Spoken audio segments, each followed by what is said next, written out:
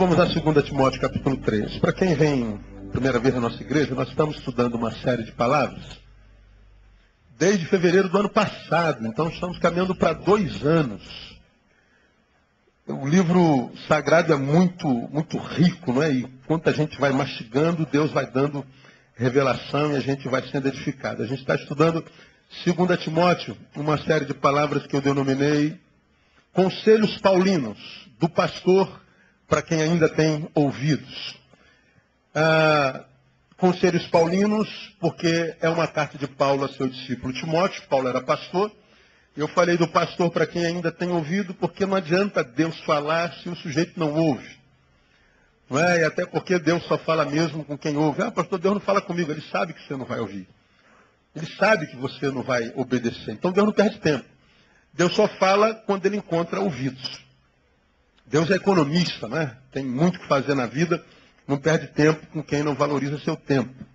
Então, essa série de palavras eu nominei do pastor para quem ainda tem ouvidos. Se não tem ouvidos, não adianta, é bobagem, é perda de tempo. Eu não viria à igreja se eu não tivesse nada a ver com isso aqui, se a palavra de Deus não me apetecesse mais, se eu não tivesse algum tipo de fome ou sede espiritual, eu ia cair no mundão, irmão. Porque eu me carnifiquei, porque eu sou um pedaço de carne andante. Então ia satisfazer essa carne, ia morrer cedo. Mas a carne ia dar um pouco de prazer. Agora, como a gente sabe que não dá para ter plenitude, locupleção, felicidade só na carne, como eu falei na gotinha de sabedoria, a felicidade se encontra no equilíbrio do corpo, alma e espírito. Então não tem como abdicar da realidade espiritual. Agora, se você tem alguma realidade espiritual, tem fome, essa realidade espiritual, ela é alimentada pelo que você ouve. A fé vem pelo ouvir. Perdeu a capacidade de ouvir, não há mais esperança. Vai se transformar num pedaço de carne andante. Nada satisfaz um pedaço de carne. Quanto mais dinheiro você tem, mais você quer. Quanto mais mulher você tem, mais mulher você quer. Quanto mais homem você tem, mais homem você quer. Quanto mais zoação você quer. Quanto mais você quer, a carne mais você quer. A carne nunca está satisfeita. Você vai de experiência em experiência até cair na frustração, na depressão completa. Nada mais apetece. Fez de tudo. O tudo não bastou. Quando tudo não basta. E aí o que sobra é desespero. Desespero, desespero, desespero. Muitas vezes adoece, como diz a palavra, sem que haja possibilidade de cura. Abdicou do espiritual. Jesus diz, buscai primeiro o quê? O reino. E as coisas são acrescentadas. Então, cara, faz só o que a Bíblia diz e pronto. Não tem nada a ver com religião, com bitolagem, com burrice, com nada, cara. É só espiritualidade, é Jesus e pronto. Então a vida não é tão complicada como a gente pensa. Então a gente tem dado conselhos. Então, do meio do ano para cá, nós já estudamos algumas realidades que está em 2 Timóteo, capítulo 2. Nós aprendemos no versículo 4, nenhum soldado em serviço se embaraça com o negócio dessa vida. Ele está dizendo que nós somos um soldado convocado pelo reino de Deus, pelo general dos generais, pelo Senhor dos senhores. Ele está dizendo assim, cara, você tem uma vocação espiritual. Então não se embaraça com as coisas dessa vida. Seja um bom gestor de si mesmo. Equilibra as coisas. Dá um choque de gestão na tua existência. Não tende nem para um lado nem para o outro. Só carne ou só espírito. Senão você fica fanático. Só carne você fica um pedaço de carne andando. Equilibra as coisas. Não se embaraça com as coisas dessa vida. Ele está dizendo, não perca o foco. Mantenha o alvo. Falamos sobre isso algumas quartas-feiras. Aí fomos para o versículo 5. E também, se um atleta lutar nos jogos públicos, não será coroado se não lutar legitimamente. Ele está dizendo o seguinte, mais importante do que o destino é o jeito de chegar lá. Ele está dizendo, o atleta, nos jogos, ele pode até tirar em primeiro lugar. Mas se o juiz perceber que ele trapaceou, ele não foi pelos métodos corretos, ele não toma posse do troféu. Então ele está dizendo, mais importante que o destino é o jeito de chegar lá.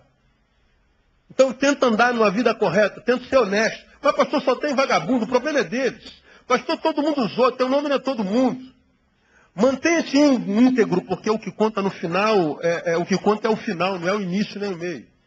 Então, mais importante do que o destino é o jeito de chegar lá. Isso tem a ver com caráter. Né? Aí nós ficamos nisso um bom tempo, aí avançamos um pouquinho, aí fomos para o versículo 6. O lavrador que trabalha deve ser o primeiro a gozar dos frutos. Paulo está dizendo, o fruto é um privilégio garantido apenas aos que trabalham. Então ele está dizendo, o lavrador que trabalha, porque o cara pode ser lavrador e não gosta de trabalhar. Ele está dizendo, então você não tem fruto, tem que morrer de fome mesmo, cara. O fruto é uma promessa garantida, é um privilégio garantido só para quem trabalha. E nós falamos dos crentes que vivem enfiados na igreja dizendo que está servindo ao Senhor, mas na verdade está fugindo do trabalho, está fugindo da enxada. E a palavra diz, aquele que não trabalha também não come. Quem não gosta de trabalhar e come está em pecado. Se estiver gordo, então, vai direto para o inferno. Porque não era nem para estar vivendo, você é peso. Né? Falamos sobre isso bem profundamente. E essa palavra não foi gostosa de ouvir, não é verdade? Aí fomos para o versículo 7. Considero o que digo, porque o Senhor te dará entendimento em tudo. Considero o que digo. Ele está dizendo, não menospreze conselhos, principalmente os espirituais. Não menospreze conselhos. Nós falamos sobre a capacidade de ouvir essa coisa toda e foi muito tremendo. Aí fomos para o versículo 8, que diz, lembra-te de Jesus Cristo. Aí o conselho foi, cuidado com o lapso de memória espiritual. Paulo está dizendo, Timóteo, você vai se ver tão envolvido com tantas coisas, que você vai ser tentado a se esquecer de Jesus. Não se esquece de Jesus. Cuidado com o lapso de memória espiritual. Aí falamos do perigo do lapso de memória. Tomamos, por exemplo, os 10 leprosos, 10 foram curados, um voltou. Então o lapso de memória faz o quê? Gera na gente ingratidão. A incapacidade de reconhecer um bem a nós ministrado. 10 foram curados, um voltou. Jesus pergunta, cadê os outros 9? Tiveram lapso de memória, Senhor. Não se lembraram disso, não. Ingratidão. E nós falamos o problema da ingratidão. Paralisa a obra de Deus na vida. Frustra o coração de Deus e nos desliga da fonte do bem. Ingratidão é desgraça. É terrível. Falamos sobre isso 3 quarta-feiras. Falamos que o lapso de memória gera inércia. Transforma homens em inúteis. E hoje eu quero avançar um pouquinho, começando um outro conselho com os irmãos. E esse conselho eu vou tirar dos versículos 8 e 9. Continuando no 8. Lembra-te de Jesus Cristo, ressurgido dentre os mortos, descendente de Davi, segundo o meu evangelho, pelo qual sofro, a ponto de ser preso como malfeitor, mas a palavra de Deus não está presa. Ele no 8 diz, lembra-te de Jesus Cristo. No 9 ele diz, pelo qual sofro a ponto de ser preso como malfeitor. Lembra-te de Jesus Cristo, cuidado com o lápis de memória. Por esse eu sofro. Ele diz, Timóteo, lembra dele. Eu, por ele até sofro. Paulo está dizendo assim, coloque o teu eu no seu devido lugar. Opa, tem uma coisa a ver com a outra aí? Tem. De Jesus lembrar. E ele diz, eu me lembro de Jesus até quando eu estou sofrendo. Digo mais, por ele, se eu tiver que sofrer, eu sofro. E eu já sofri muito, Timóteo. Como quem diz assim, Timóteo, seguir a Jesus não é uma atitude inconsequente. Seguir a Jesus, Timóteo, não é ser vacinado contra a dor. Seguir a Jesus não é ser posto numa bolha anti-frustração. Seguir a Jesus, Timóteo, não é um discurso triunfalista como os crentes imaginam, só vitória, só vitória, só vitória. Mentira. Ninguém tem só vitória na vida. Quer saber? Na vida a gente mais perde do que ganha, irmão. Timóteo, não confunda a tua relação com Jesus Cristo. Porque senão você vai cair numa teologia criada na cabeça de quem não entendeu nada a respeito dele. Então quero te dizer que quando eu me relaciono com ele, sou por causa dele tomado por muitas alegrias. Mas há momentos, Timóteo, que a gente sofre por causa dele. Então sabe o que vai acontecer, Timóteo? Você que está começando a tua história, porque você lembra quando nós começamos o estudo, falamos que Paulo é um pastor no final de carreira, que está aconselhando o seu pupilo querido que está no início da carreira, dizendo, olha, eu estou te aconselhando esses conselhos de vida para que você não tenha que passar pelo que eu passei. Então, no caminho, Timóteo, teu eu e o eu de Jesus vão entrar em litígio, porque algumas vezes um eu em você vai olhar para Jesus e falar assim, pô Deus, para dessa. Estou te seguindo, estou lendo a tua palavra, estou fazendo a tua vontade, como é que eu estou passando por essa dor toda? E teu eu, que não vai saber, se não crescer, passar por dor, vai te convidar a se afastar dele, Timóteo. E Paulo fala sobre um monte de gente que se afastou de Jesus. E se afastou de Paulo quando Paulo foi preso, quando Paulo foi torturado. Ele escreve em 2 Timóteo, vamos chegar lá no capítulo 4, dizendo, olha, na minha última defesa, ninguém apareceu para me defender. Antes todos me abandonaram. Quando ele escreve a Timóteo, ele diz, Timóteo, procura vir ter comigo breve, porque todos me abandonaram. Só Lucas está comigo. Lucas era médico, Paulo era velho, preso e doente. Não podia abandoná-lo. Então ele está dizendo assim, Timóteo, nessa relação com Jesus, não permita que teu eu te traia. Coloca teu eu no seu devido lugar. De Jesus não se esquecer. Obedecê-lo, mesmo que o meu eu tenha que sofrer, o que Paulo está dizendo. Esse texto, irmãos, ele é muito pertinente para esse tempo contemporâneo. Nós já falamos sobre sofrimento, quando Paulo diz, sofre comigo as aflições, como um bom soldado de Cristo Jesus. Quando eu preguei sobre esse texto, ficamos 4 quarta-feiras, um mês falando sobre sofrimento, e nós falamos, irmãos, esse tópico parece, que eu vou pregar aos irmãos, parece um anti-evangelho. Porque o evangelho contemporâneo diz, pare de sofrer, pare de sofrer, pare de sofrer e pare de sofrer. Como a vida é sofrimento, as igrejas lotam de gente imaginando que seguir a Jesus é realmente parar de sofrer. Embora todo mundo saiba racionalmente que não tem como não sofrer. Aí vem Paulo e fala exatamente ao contrário para Timóteo. Sofre as aflições, mas sofre como um bom soldado. Como quem diz, sofrimento é inerente à existência. Não há como existir, não há como ser e não sofrer. Não há novidades, não há nada de esquisito no sofrimento. Mas como não, Paulo? Não, porque Jesus nos ensina a sofrer com dignidade e que a gente sofrendo com dignidade como um bom soldado de Cristo, a gente suporta qualquer sofrimento. Não há sofrimento que a gente não consiga por ele passar, porque a sua palavra diz que se chegou até você, porque você pode. Então sofre como um bom soldado. E nós falamos como é que um bom soldado sofre. Pois é, só que o evangelho de 2003, o evangelho dos evangélicos, que pouco tem a ver com o evangelho de Jesus Cristo, ensina em grande escala que seguir a Jesus é parar de sofrer. Ensina que seguir a Jesus é só vitória. Ensina que seguir a Jesus tudo dá certo. Ensina que seguir a Jesus é um mar de rosas. Não tem lugar nenhum da Bíblia isso. Paulo escreve para Timóteo, que está no início, diz o seguinte, olha, não se esquece de Jesus, pelo qual sofre como malfeitor. Eu poderia estar no início olhando para Paulo e falar, pô, Paulo, seguir a Jesus é isso aí? Eu estou fora, brother.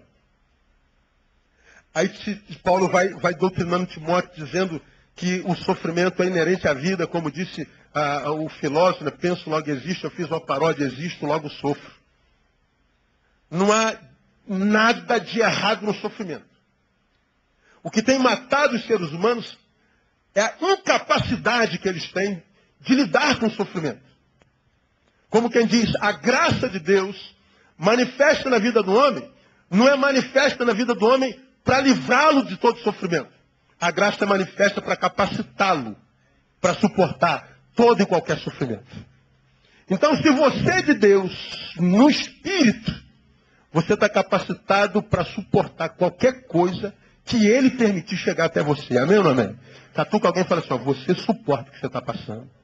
Pastor, é maior do que eu. Não, se fosse maior do que você, eu não caberia dentro de você.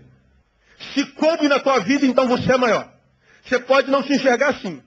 Aí vem Paulo e fala assim, portanto, Timóteo, haverá um momento na sua vida que o teu eu vai querer tomar a rédea e colocar Jesus no canto e coloca teu eu no seu devido lugar. Aí eu quero ler relembrar alguns versículos com vocês e depois a gente meditar. Quando a gente lê, por exemplo, Mateus 16, 24, não precisa abrir que você conhece. Jesus olha para a multidão e diz assim, se alguém quiser vir após mim, concluam para mim. Negue-se a si mesmo. Ponha teu eu no seu devido lugar. Então, ele tem que ser negado, porque se ele for idolatrado, se ele tiver primazia em você e você me seguir com teu eu no lombo, você vai me seguir à toa, vai se frustrar. Para você começar a me seguir primeiro, põe teu eu no teu devido lugar, negue-se. Esse é um versículo. Aí a gente vai, por exemplo, para João 3,30, nós vemos o texto dizendo assim, é necessário Que ele cresça, conclua. E que eu diminua. Há dois eus, o dele e o meu. O meu tem que ir para onde? Para baixo. E o dele, para cima. Olha o eu de novo aí. Mais umzinho só. Eu poderia ler um monte. Mais umzinho só. Para a gente continuar. Filipenses 2:3.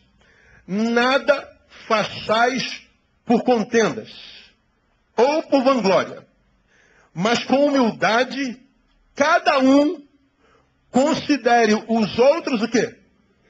Superior a si mesmo. Quer vir e quer que isso seja bom? Quero, Senhor. Então negue-se. Senão, não vai ser bom para você. É necessário, não é uma hora, gente, se puder, faça com que ele cresça e vocês diminuam. Não. A palavra está dizendo, é necessário. Esse necessário faz toda a diferença. É necessário que ele cresça e que eu diminua. Ele diz, nada façais por contenda. Considere o outro superior a si mesmo. Paulo está dizendo, ó, bota teu eu no seu devido lugar. Aí a pergunta que eu faço é o seguinte, por que palavras como essas na Bíblia, irmão? Porque parece que o evangelho só arrebenta com a coisa, Senhor. Não dá uma moral pra gente aqui, pô. Eu tenho que ficar por último em tudo. Como é que é isso aí? Olha que mensagem anti-atual. Porque hoje, o que os homens querem? Primazia, meu. Você vai ver o Bom Dia Rio, em qualquer canal de televisão, o jornal é 6 horas da manhã. É reportagem ao vivo no centro da cidade. Tem aqueles papagaios de pirata que estão lá. Aí a câmera vira. São sempre os mesmos, já repararam? Agora você percebe, o desgraçado acorda 5 horas da manhã para estar 6 horas da manhã no centro da cidade para aparecer na cruz. Que necessidade é essa de aparecer, meu? Que necessidade é essa? Você vai para o YouTube, para o cara ficar famoso, o que o nego está fazendo? Cara, as coisas mais malucas, cara. A última que me mandaram, eles agora estão abrindo uma garrafa de vodka, abre o olho e segura a vodka no olho. Aí dá vontade de fazer oração, Senhor, cega os olhinhos dele. Para deixar de ser burro. Cara, são umas idiotices. O cara quer aparecer. O cara quer ficar famoso. O cara quer evidência. A nossa relação com a imagem é um negócio muito sinistro que eu não sei explicar. Já falei sobre isso aqui numa outra instância. Vamos passear no shopping? Vamos. Tu está andando no shopping. Só que as colunas do shopping estão em outra direção com o espelho. Tu vai passeando no shopping, aí tu vai fazendo assim. Para se ver no espelho. Sim ou não? Que relação é essa com a imagem? Vamos tirar uma foto. Por que tem que rir na foto? Onde é que está escrito que tem que rir? Toda foto tem que ser com um sorriso. Essa relação que nós temos com imagem é um negócio que transcende a naturalidade. Essa ideia de primazia, de aparecer, de estar em voga. Por que será? Eu não sei, talvez porque a maioria dessas pessoas, tudo que tenham seja só a imagem mesmo. Nada mais. Não há mais nada a oferecer. Você vai para as academias, uma zona de exibição. E eu fico pensando, as que mais se exibem, as que usam as roupas mais indecentes, mais transparentes, são geralmente as mais gostosonas, as mais bonitonas, que não precisariam baixar o nível. Apareceriam se fosse de cobertor. Mas não, a exibição, o exibicionismo é grande. Por quê, pastor? O que é bonito é para se mostrar. Sim. Mas talvez de bonito seja tudo que eles tenham, a imagem. Qual é o problema da imagem, irmãos? Porque a imagem tem comunicado um eu aos outros que não é real. A imagem te rouba a capacidade de viver a realidade. Quando a gente só trabalha a imagem e não a essência, como você já aprendeu, vendemos uma imagem na nossa relação social e essa imagem é recebida pelo todo. E essa imagem é muitas vezes idolatrada, exaltada. Todavia é só uma imagem, não tem nada a ver com a essência. Como essa imagem foi aceita, o resto da tua vida, das tuas forças, será em função de manter essa imagem mentirosa. Tudo que você vai fazer, Todos os teus planos, todos os teus projetos, todas as tuas forças serão em função de manter essa imagem que foi acatada, glorificada, aceita, recebeu afetividade e aceitação pelos teus, e por afetividade e aceitação nós fazemos qualquer negócio, mesmo que seja uma mentira. E qual é o problema da mentira? É que essa afetividade logo, logo ela se desvanece. Porque ninguém consegue viver uma mentira a vida inteira. Paulo está dizendo, você está começando uma jornada, Timóteo. Não permita que esse eu, farsante, seja o senhor de ti mesmo. Coloca ele no seu devido lugar. A Bíblia fala em vários textos sobre a necessidade de eu dominar o meu eu, de eu não permitir que ele seja o senhor de mim mesmo. Por que que a Bíblia tem tanta palavra quanto esse eu que habita dentro da gente? Para mim, por uma simples razão, porque o maior inimigo do homem é ele mesmo. A maioria dos crentes, irreflexíveis, acham que o maior inimigo que a gente tem na terra é o diabo. Quem me dera, irmão. Diante de alguns homens com os quais eu lido, eu acho que o diabo às vezes é meu amigo. Porque me dá muito menos trabalho. O que adoece as lideranças das igrejas, ou o que adoece você? É o diabo ou a relação com os homens? O que você acha que tira o nosso sono? É o diabo? Ou são líderes mal resolvidos na vida social, onde não são nada, mas na igreja são chamados de oficiais da igreja e não sabem lidar com o poder? O que adoece os homens? É a ação do diabo ou a fofoca que fazem a respeito do teu nome no ministério? Aí a gente acha que o nosso maior inimigo é o diabo.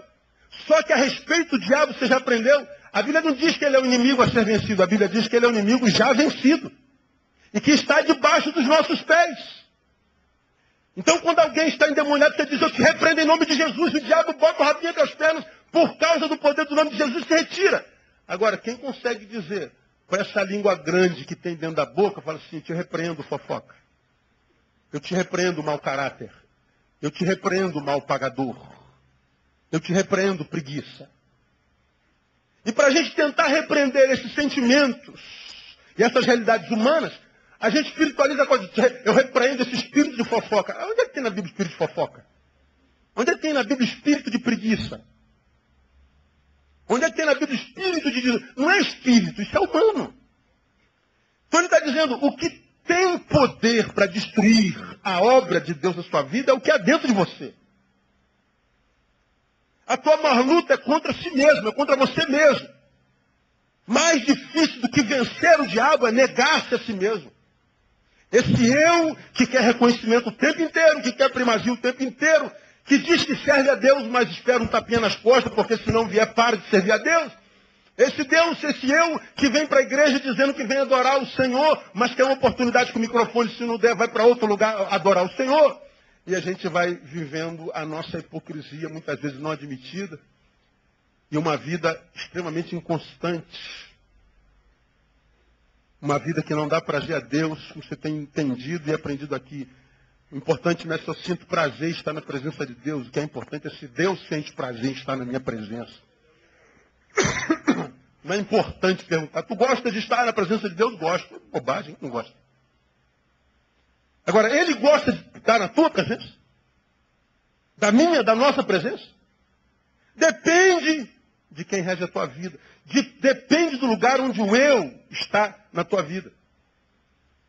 Quando a Bíblia diz negue-se a si mesmo, está dizendo aí, há um ser em você que dificilmente se dobrará à minha vontade. Paulo fala e chama isso de luta contra a carne e o espírito. Um luta para não fazer a vontade do outro. E aí há em nós essa dicotomia existencial dentro de cada um de vocês, cada um que é crente aqui. Existe um desejo verdadeiro, genuíno, que ninguém pode duvidar. O desejo de ser um filho de Deus, que dê muito prazer a esse Deus que você ama de todo o coração. Amém ou não? Você gostaria de ser o melhor filho que Deus pudesse ter na terra? Amém ou não? Pois é. Essa é a vontade. Mas na prática, a gente não consegue. Vira e mexe, a gente, pô, cara, eu sei que eu não devo, cara, eu sei que eu não posso. Putz, aquilo, meu Deus do céu. Eu sei, eu tenho consciência, não é o que eu quero, mas é aquela crise que eu falo, né? Entre o dever e a vontade. O dever é uma, a vontade é outra. E a gente acaba cedendo à vontade sempre. E essa vontade do eu carnal, cada vez que é satisfeita, mais nos afasta de Deus. E às vezes ela é tão satisfeita, tão repetida às vezes, que a gente tem vergonha de vir estar na presença de Deus. O cara não tem nem coragem de orar, meu. Alguns dizem assim, cara, como é que eu vou entrar na igreja? Cara, eu não mereço nem passar naquele muro. Estão entendendo o que eu estou falando ou estou pregando para marciano? E a gente vive nessa luta, essa luta insuportável. E aí a gente peca, dando vazão à vontade, se essa vontade é do eu que não está submisso a Jesus, e a gente volta, pede perdão. Aí vai no congresso da igreja tal, com um apóstolo tal, com um cantor superstar tal, que vem ministrar no teu coração, e ele faz todo mundo cair, porque ele diz que sobe o monte, fica 3 meses no monte, e ele diz que fala com o padeiro chora, o motorista do ônibus chora, e o vizinho chora, todo mundo chora, e ele fala em língua, em cada 10 palavras que fala, ele fala 8 línguas, e você diz, meu Deus, esse cara alcançou o limbo espiritual. Ele orou por mim, agora vai. Aí você vai, depois do evento, agora eu venci. Dá 2 dias, está você lá de novo, enchendo o pé na jaca. Porque acreditou que espiritualidade é aquilo que o cantor faz em cima do palco. Como que se ele superasse a humanidade e fosse aquela espiritualidade toda. Mentira. Jesus subiu ao monte, teve uma experiência onde apareceu Elias e Moisés. Levou alguns amigos, os amigos ficaram tão estupefatos com a visão. Você, eu vou fazer 3 cabaninhas aqui. O outro está bom demais, estamos no monte da glória, no monte da transfiguração. Meu Deus, ouvi a voz de Deus saindo do céu. Jesus amado, Moisés, a lei, Elias, os profetas, Jesus, o Messias, e Deus falando. Eu não quero descer nunca mais, vou ficar no monte. Vamos fazer 3 cabaninhas. Para de palhaçada, rapaz. O lugar de viver espiritualidade é lá embaixo. Nos montes a gente vem, tem uma experiênciazinha, mas tem que descer logo. Não se vive no monte, se vive lá embaixo. Um contato com as suas podridões, com as suas adversidades, com os antagonismos existenciais. E eles descem e encontram logo com a menina que está endemoniada. E eles, com a experiência que eu tive, com Jesus, Moisés, Elias, cabana, Jesus falando. Eu vou tirar, vou dar uma banda nesse demônio. O demônio não obedeceu de jeito nenhum. E quem vocês estão pensando que vocês são? Opa, está sabendo de onde eu vim? Sim. Sabe quem eu vi? Sei. Então sai. Não sai. Quando Jesus desce, eu quebro o galho aí que eu trouxe para esses crentes teu aí, não deu não. Jesus fala assim, raça miserenta, até quando eu vou ter que suportar vocês? Homens de pouca fé, até quando eu vou ter que suportar a presença de vocês? Vocês não aprendem nunca. Subiu no monte, mas desceu soberbo. Subiu no monte, mas não se humanizou. Quer expulsar o demônio de um ser humano sem sentir a dor dele, sem empatia. O diabo não respeita quem não é humano. Quem é só um profissional da fé. Jesus sente a dor da menina, vaza daqui, demônio. Então o lugar de ver espiritualidade não é no monte. Ninguém vive no óleo a vida inteira. Irmão, tem dia que a gente parece no ácido sulfúrico. Ácido sulfúrico. Tem dia que a gente acorda, a gente não queria acordar. Que alguém te dá bom dia, você diz, por quê? Por que bom dia? Ou tu nunca se sentiu assim? Não, aí tu vê o superstar, tu acha que o cara já acorda com as asinhas voando, experiências espirituais. Não. Isso não existe não, irmão. Isso é mentira. Você tem que se relacionar com o teu eu de forma correta. Agora, o que é o mais grave, irmão, da nossa relação com o eu, que deixa o telefone tocar no meio do sermão, que atrapalha o culto dos outros, que aí vai atender o telefone, não tem ninguém do lado de lá, é o diabo que está ligando para ele. O que é o pior nessa relação com o eu que não quer se submeter a Jesus? Olha que coisa interessante. Negue-se a si mesmo para você me amar. O outro superior a si mesmo. Coloca o teu eu no teu devido. Importa que ele cresça. Teu amor primeiro, ele. Teu prazer primeiro, servir, não competir. Bota teu eu no seu devido lugar. Muito bem. Entre outras coisas, a Bíblia diz o seguinte: aquele que a si mesmo se humilhar, conclua, será exaltado. E aquele que a si mesmo se exaltar, será humilhado. Aí tu vê os caras tudo cheios de si. O fim é a humilhação. E tu vê aquele camarada que não faz nada para aparecer, pelo contrário. Se ele puder assumir, ele sonha. Deus só exaltando. Deus só exaltando. Faz tudo para não aparecer, é o que mais aparece. Faz tudo, não pede obrigado, não pede nada. Ele faz porque sabe que a visão, missão é a vocação dele. Deus vai dando honra. Deus vai dando honra. Deus vai dando honra. Quanto mais se esconde, mais Deus exalta. Porque ele sabe que o cara se enxergou, é vaso de barro. E não há problema nenhum em ser um vaso de barro, porque Deus escolheu revelar a sua glória e derramar a sua glória nos vasos de barro. De modo que quando o vaso de barro aparece, é a glória de Deus que é exaltada. Então quando Jesus diz, olha, bota teu eu lá, lembra que você é de barro. Deixe que glorifique você, mas não receba essa glória. Não permita que o teu eu te engane, te fazendo pensar que é você mesmo quem faz isso tudo. Cuidado com o teu eu. Ele é especialista no engano. Ama a Deus, ama teu próximo, você estará se amando. Agora, quando a gente fala de amor do eu e relacionamento com eu levo vocês a 2 Timóteo capítulo 3. Você já me ouviu falar muito disso. E na próxima semana a gente vai falar de novo. Hoje eu introduzi essa paradinha aqui. A gente vai no capítulo 3. Nós vamos chegar lá, não é? No nosso estudo, mas só para anteceder. Timóteo recebe uma palavra de Paulo que fala sobre os últimos tempos. Olha lá, o capítulo 3, versículo 1. Sabe, porém, isto, que nos últimos dias sobrevirão o quê? Tempos penosos. Você sabe o que é um tempo penoso? É aquele tempo que o prisioneiro passa na cadeia. Ele está pagando a pena. Lugar de alegria ou de sofrimento? Sofrimento. Ele está dizendo, aos últimos tempos serão como quem paga uma pena. Cerceamentos, violência, ausência de alegria, de impossibilidades, de ir e vir, inclusive. Tempos penosos, Timóteo.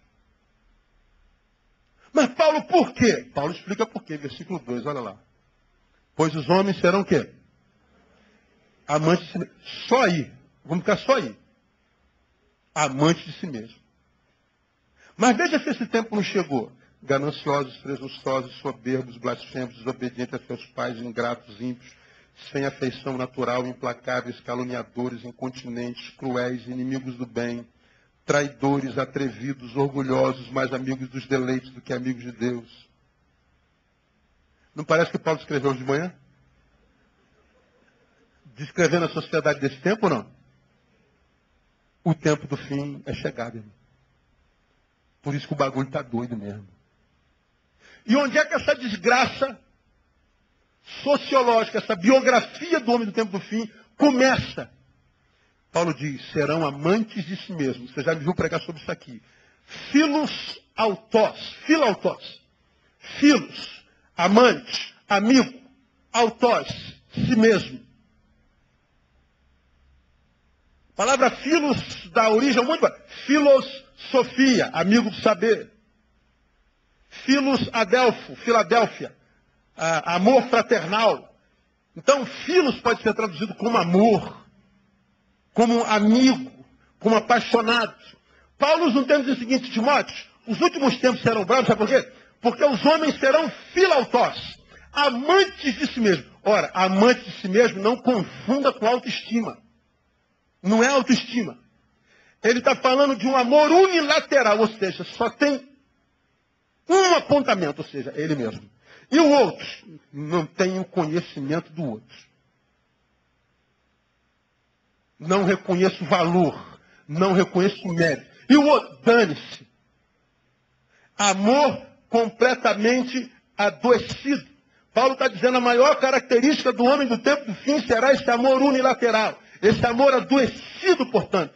Amor em direção só a si mesmo. Esse amor em direção a si mesmo é a total exclusão do outro. Paulo está falando que o tempo do fim seria com ausência de amor entre irmãos, entre próximos, sem amor fraternal. Ele está falando de um tempo de indiferença. Por quê? Porque esse homem se transformou num pedaço de carne. Um pedaço de carne só vê o outro como? Como um pedaço de carne. Então aquela menina não é a filha do seu João e da Dona Maria que precisa ser respeitada, não. Um pedaço de carne que eu como. Aquele homem não é o filho da dona Gabriela com o seu Roberto, um menino trabalhador estudioso, não. Aquilo é um otário que eu vou dar uma volta para tirar o dinheiro dele. É teu próximo, cara, meu próximo não. Isso é um degrau que eu vou pisar para ascender. Fazemos qualquer negócio para se dar bem. É o tempo que a gente vive, cara. Não há mais relações humanas.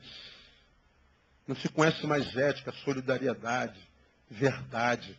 A verdade para essa geração carnificada, coisificada, virou relativa. A verdade é relativa. Tudo é relativo. Não há mais absolutos. O que vovó ensinou, mamãe ensinou na família, já não tem mais sentido. Bobagem. Esse negócio de ética, moral, isso é coisa de otário. Pois é, porque a ética, a moral, o respeito tem a ver com o valor que a gente imprime ao próximo. Eu não obedeço o meu pai só porque é meu pai. É porque ele é mais velho do que eu. Nós somos de um tempo, quem tem mais de 40 aí, que a gente estava jogando futebol na rua, não tinha asfalto ainda, golzinho, né? Vinha a velhinha com a bolsa da casa da banha. Mar e terra. Lembra? Quem lembra aí? Ó, tu tá velho, irmão. Se tu lembra disso, é velho. Ó, estamos jogando futebol. A velhinha passa com a bolsa do mar e terra. O que a gente fazia? Diga vocês. Para a bola. Mas por quê? A velhinha está passando. Aí vinha a velhinha, 0 por hora. Né? Porra, não tem problema. Quando a velhinha passar, a gente já está esfriado já. Não dá. Esperar a velhinha. Estamos brincando, saiu um palavrão. Tinha um coroa do lado. O que a gente fazia? Ô tio, desculpa aí. Vocês jovens não acreditam nisso, acreditam? Ah, que isso? A gente pedia desculpa. A gente saía de casa e dizia o que, papai e mãe? Benção, pai. Chegava em casa e dizia o quê? Benção, pai. Professor mandava a gente abaixar a cabeça. Houve um tempo, antes do meu, que a professora usava palmatória, tinha direito de bater. Hoje, quem é que apanha na sala? Professor. Hoje, futebolzinho, a velhinha está passando. O que se faz? Bora, velha! Pô, dá uma bolada nessa velha logo aí. Se tu fala, pô, respeita a senhora, os teus amigos vão te zoar. Você é um otário, quadrado, ultrapassado. Sabe por quê? Nós temos que se dar bem. Essa velha está roubando o nosso tempo de pedir desculpa é perda de tempo, isso é bobagem. Não se respeita mais nada. Nós estamos caminhando para um tempo insuportável, irmão. Se você acha que está ruim, se prepara, vai piorar. Vamos chegar num tempo insuportável de viver em sociedade. Porque é uma sociedade que inverteu todos os valores. Ao mal chama bem e ao bem chama mal. E a Bíblia diz, é uma sociedade maldita. Maldito é o homem que chama o mal bem e o bem mal. Inversão de valores. Só que nós não andamos segundo a nossa vista, nós andamos segundo o Evangelho. E Paulo está dizendo, Timóteo, você vai conviver nesse estado de ser, e você não pode permitir que o teu eu, tentado por isso, se transforme nisso. Você tem que remar contra a maré. Continua vivendo os valores do Evangelho, para que as promessas do Evangelho se cumpram na sua vida. Porque o que a gente vê hoje é um monte de crente carnificado, enganados pelo próprio eu, diz que foi o diabo, que vivem um tempo desgraçado, atualmente falando, no presente, que vivem frustrados com Deus e jogando na cara dele que Deus lhes fez promessa e não cumpriu. E eu digo sempre, Deus não fez promessa para você, não para isso no que você se tornou. Deus prometeu para aquele que você era quando estava na presença dele. Deus prometeu para aquele que você era quando falava com ele, quando tinha prazer nas coisas dele. Quando o teu eu se submetia à vontade do seu reino. Mas você foi se deformando. Teu eu foi gostando de ser glorificado pela rapaziada desse tempo. Todo mundo fuma, você passou a fumar porque foi aceito. Todo mundo fuma maconha, você fuma maconha. Todo mundo cheira, você passou a cheirar. Todo mundo sai no Facebook com um copinho de cachaça, você também tem que sair. Todo mundo trai a esposa, você também tem que trair. Todo mundo dá a volta e você também tem que dar a volta. Você é um Maria, vai com as outras. Você é um eu inexistente. Teu eu não tem nada a ver com aquilo que Jesus formou no início. E a coisa é tão adoecida, irmãos, que a pessoa passa a mentir para si mesmo. Você sabe que quando se conta uma mentira há muito tempo, chega uma hora que você não sabe se aquilo é mentira mesmo ou se é verdade. Pô, aconteceu ou não aconteceu? Aconteceu há tanto tempo, você já não sabe mais. Quando se é a mentira, já não se lembra mais o que se foi quando foi verdade. Algum de vocês está na igreja? E uma palavra dessa é só lambada. Só na lata. Ela te incomoda. Mas chega no outro culto, você está aqui de volta. Algum de vocês fala, o que eu estou fazendo aqui, meu? Só levo lambada. Sabe por quê? Porque a lambada é naquilo no que você se tornou. O que te traz aqui é aquele eu que ainda existe em você, que ainda tem amor pela palavra. Você entende isso que eu estou falando, meu?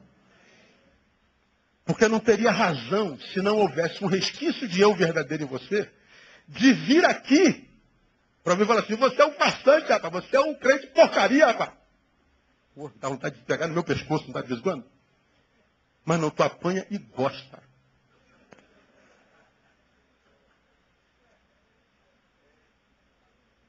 Que bom, irmão.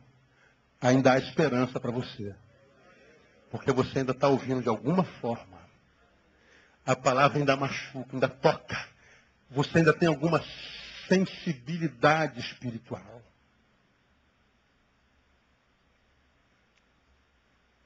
O que você precisa, como eu tenho dito nesses últimos meses, é de um choque de gestão espiritual. É colocar a coisa principal no lugar da coisa principal, para que as coisas secundárias que tomaram o lugar da coisa principal voltem para o seu devido lugar. E você vai ver que o teu eu também vai para o lugar dele, Jesus vai para o dele. Ele cresce, você diminui. Que a glória seja dele, não tua. Ele apareça através do que você faz, e não você mesmo. Porque ele não divide a sua glória com ninguém. E você vai se aproximando daquilo que ele sonhou. E as promessas que ele fez para aquele que você era quando tinha prazer nele, começam a se cumprir. Porque a palavra de Deus não volta atrás. Se ele prometeu, a promessa está de pé no nome de Jesus. Vai acontecer se você voltar a ser aquele para quem ele prometeu. Então, esse maldito desse eu que há em mim, que insiste em dizer, faz a tua vontade. Quando a palavra diz, não, faz a vontade daquele que te chamou, cara. Não se embaraça nessa vida, não. Se embaraça, vai curtir tua vida. Não, Ney, não se embaraça, não. Isso é engodo, Ney. Isso aí é um copinho d'água no deserto. Não entra nessa, Ney. Não troca o que você mais deseja na vida por aquilo que você mais deseja no momento, Ney. Isso é prazer de juventude, Ney. Tua juventude passa.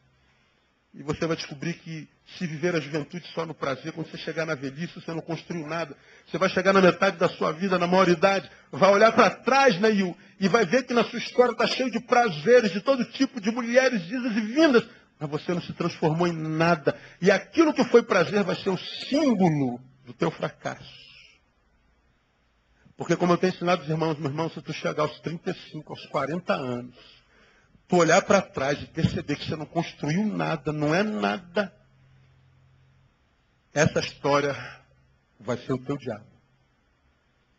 Porque ela vai ser o arquétipo, a memorial, a lembrança de que você jogou a tua vida fora em prazeres dissolutos que não geraram vida no teu ser. E quem foi que fez? Foi o teu eu. Aí Paulo diz, terminei, que os homens serão amantes de si mesmo, ou seja, dominados por um eu egoísta, vítimas de um amor adoecido, unilateral, que parece ser amor por si mesmo, mas exclui do outro seu valor intrínseco, porque é um ser vivo, e você então não sabe que se desconectou da vida, porque a vida se desenvolve no encontro. Não é bom que o homem esteja? Ele está dizendo, só é bom quando a gente se encontra. A vida se desenvolve no encontro. Aí eu vou mostrar para vocês, na próxima quarta-feira, quais são as consequências de uma sociedade composta por filautós, por amantes de si mesmos. Vou mostrar para você, enquanto indivíduo, o que acontece contigo quando esse amor adoecido por si mesmo, que te gera egoísmo, desconecta do outro, enquanto igual, sem que você se aperceba, você vai ver as transformações, deformações que acontecem dentro do teu ser. Você vai ver como é que é exatamente o que aconteceu. A forma como você vê o outro, a forma como você se vê e a forma como você vê Deus. Cara, é um negócio fantástico. A Bíblia... cara, não precisa de fé para acreditar na Bíblia, não. É só de inteligência. Acho que dá para se relacionar com a palavra de Deus sem fé. Não precisa nem crer mais nessa porcaria aí.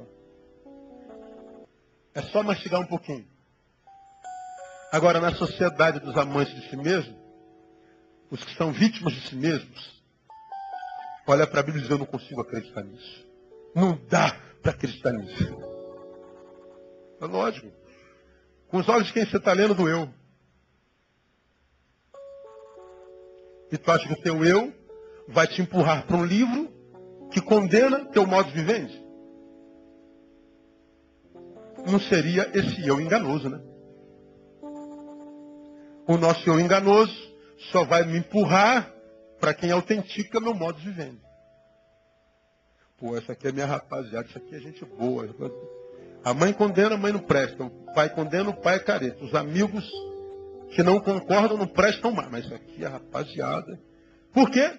Porque eles estão autenticando teu modo de viver.